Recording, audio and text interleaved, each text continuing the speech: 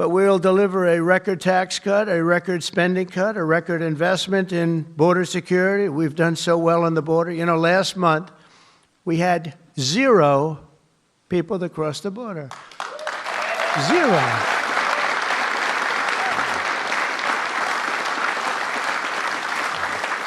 So Christie and Tom Homan and some of the people, what a job you've done. But, you know, people forget about that. They don't care. The border's been fixed. I wanted to talk about the border 2 days ago at a big group. Sir, they don't want to hear about the border. Why? It's fixed, you know. It's the second time it happened to me. In 2016, I won on the border. I fixed it in about 3 months. It was beautiful. And they wouldn't let me talk about the border. Sir, nobody wants to hear about the border. But we're going to talk about it anyway. Right, Tom Homan? We're talking about it anyway.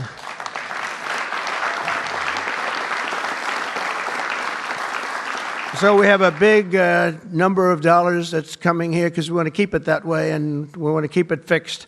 And a record number of deportations. We're bringing criminals out by the thousands. Nobody can even imagine. They let people in that were murderers. 11,888 murderers, gang members, people from mental institutions and insane asylum. You know what that is? That's insane asylum. That's a mental institution on steroids. During the campaign, I talk about the late, great Hannibal Lecter. Do you know who that is, Hannibal Lecter? Silence of the Lambs. I'd talk about it and the fake news would go crazy. Why does he keep mentioning? Well, because we won in a landslide. That's why they don't want to have Hannibal in our midst. And the day I signed this bill into law, almost every major promise made in the 2024 campaign already will have become a promise kept. And that's very important. Promises made, promises kept. So this bill will also be the single most important piece of border legislation ever to cross the floor of Congress. We will hire 3,000 new Border Patrol officers and 10,000 new ICE agents. And these people are great. I tell you what, I got to know a lot of them. And we have tremendous representation. They've been for me from day one. In fact, I shouldn't say this, but they endorsed me when I first ran, almost at the beginning. And they weren't sure if they were allowed to endorse me. And they said, we don't care, we're endorsing you. But they were great, and they've been my friends ever since. But think of that. So we're going to hire 3,000 new Border Patrol officers, 10,000 new ICE agents. And, you know, these ICE guys, they go into war zones, and they're tough, and they love our country. And if you're not going to be tough, you're not going to do well. But they are tough, and they'll break into a pack, and they call them a pack. Some of these packs come out of the jails of Venezuela. They come from places that you don't want to know about. They're gang members that have been all sent in here through Biden's open door stupid policy. The dumbest policy, I think, well, we have a lot of dumb policies, but the worst, I think, is open borders, where anybody comes into our country totally unvetted, totally unchecked. And they're drug dealers, and they're people that we don't want them. And they're murderers, you know, they're murderers. I told you, over 11,000 murderers, they're in here. 50% of those, by the way, murdered more than one person. And they came in, no check-in, no anything. It's so sad. What that man has done to this country, we should never forget it, okay? We should never, ever forget it. With that whole group of people, I don't even think it was him. He didn't believe in open borders. He didn't believe in men playing in women's sports or transgender for everybody. But what that group of people has done to this country will never, ever, I don't think we can ever allow history to forget it. What they've done to us is so sad. We're going to fully fund the final sections of Border Wall, impose a new remittance tax on money sent back to foreign countries, and dramatically increase deportations to a bare minimum of 1 million illegal aliens per year. And what we're doing is we're really going after the criminal aliens, of which we have plenty to work with. People say, well, that's a lot, isn't it? Well, remember, these countries are very smart. They're headed up by people I know. In almost all cases, they're very smart people, and they're people of great common sense. They're not sending their good people out. They're sending the bad people out, and they put them into caravans. I think I came up with that name, but somebody did. It's a great name, a caravan. Thousands and sometimes as many as 30,000 people walking right into our country. Again, last month we had none. Think of that. It's almost, people say it's almost impossible. But they come in, and at a minimum, they're not people that work very hard. They're people that are on welfare. They don't want them. They don't want them. They give them to us. It's incredible what's happened, and it's so sad to see. It's so sad. It could make you just sick to your stomach when you think about it. I was going to say it could make you cry, but I like to pretend I never cry.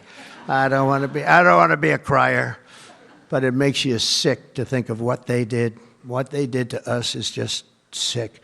And guys, if we didn't have a Tom Homan, and if we didn't have some of the guys that we have working so hard and dangerously, the country wouldn't stand a chance. But we're getting them out, not as fast as they came in, because they came in and you'd see hundreds of thousands pour into our country in a day.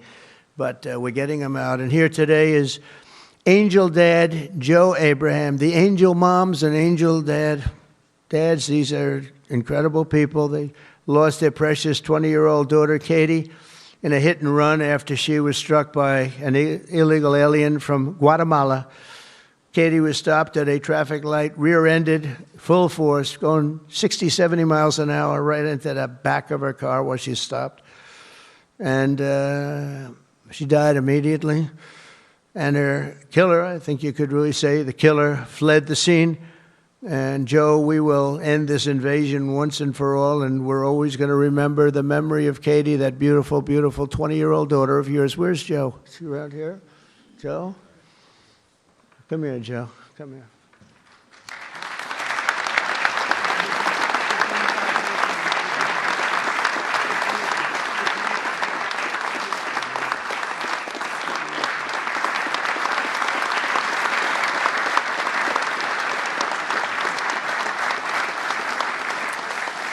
Ah, boy, oh, boy, oh, boy.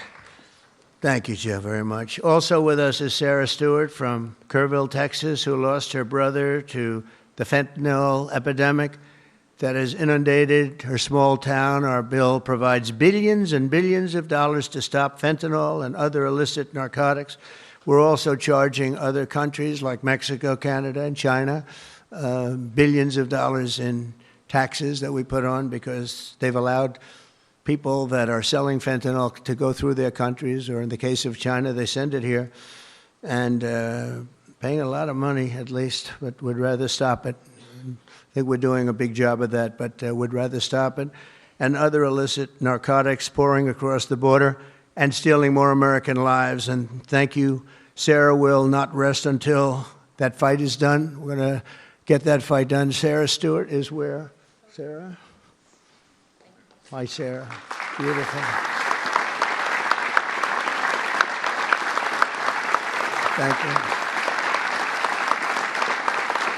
Good guy, huh? Yeah. I can see that. I also want to thank the president of the National Border Patrol. His name is Paul Perez. He's been with me from the beginning. And Brandon before him. These are great people. I've gotten very friendly with some of these people from Border Patrol and ICE, because I'd call them once every 2 or 3 days. How we doing? How we doing? How we doing? If you remember, Kamala was the border czar, and in 4 years she never made one call to Paul or Brandon or anybody else. And I'd like to have Paul come up, say a couple of words, if you're here. Paul? Where are you, Paul? Oh, there you are. Go ahead, Paul. President Trump made promises that he's kept. Now it's time for Congress to back him up. We need to end the chaotic and recklessness that Biden allowed into this country. The millions of people that are out there, we're going to get with this big, beautiful bill. We've got the funding, we've got the technology, we need everything in that bill to get it done so that no more families are victimized. And those that have victimized families, we can go get them out with ICE. Our officers and agents are not afraid. We're ready to take this fight to them, and we've been so because of President Trump's leadership. Thank you, sir.